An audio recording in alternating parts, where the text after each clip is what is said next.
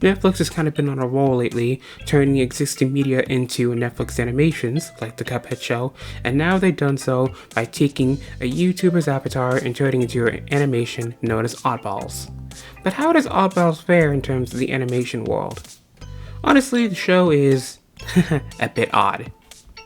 Oddballs focuses on the wacky adventures of Bubble Boy James and his best friend, an anthropomorphic animal named Max.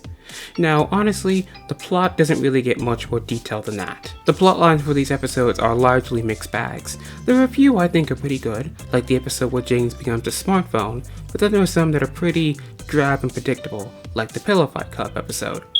I can't really say which one's good or which one's bad because it's all subjective, but in terms of watching these episodes, it was kind of a slog to get through them. Are you sure? Cause I can smell afraid. Like a bee. When it comes to the voice acting, I would say it's only so-so. It's all voiced pretty nicely, but the delivery in some of the lines just leaves me a bit wan. The animation and the art style are also nothing to brag about. They look nice, but it's nothing special. Reminds me a lot of the animations you see in a bunch of modern shows these days, which kind of tend to take out the easy way, as opposed to the traditional hand-drawn animation we'd known from so long ago. The soundtrack is okay, but there are often too many moments where it just sounds silent where you're expecting something. It kind of makes watching the show a little jarring at times. The last major point I want to touch upon are the characters. James and Max and Echo and all the characters in Oddballs are pretty nice, but to be honest, no one character stands out over the other. I mean, you've got the stereotypical straight man when it comes to James, you've got that kooky best friend when it comes to Max, you've got that psychoanalytical nerd when it comes to Echo. But honestly, none of them really just make you want to say, wow, this character's my favorite. It's all just so blended together and mashy. The supporting cast isn't really doing it for me either. I mean, Mr. McFly and James's mom are nice characters, but honestly, they don't really stand out either. They're just in a few episodes, have some pretty okay lines, and that's it.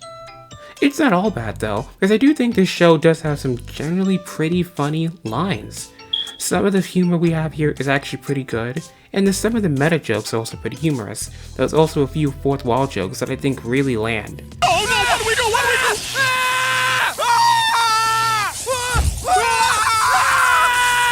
Overall, Oddballs is a decent Netflix animation with some entertaining storylines and a few nice humorous jokes, but the bland animation and the lack of delivering the voice lines make it so that this animation isn't something you should take a priority watching. If you got some time on Netflix, I recommend giving it a watch. Otherwise, you're better off watching something else. Hey guys, thanks for watching. If you like what you saw, try to give a like or leave a comment. If you didn't like what you saw, try to leave me some feedback to see in ways I can improve. Thank you. Have a nice day.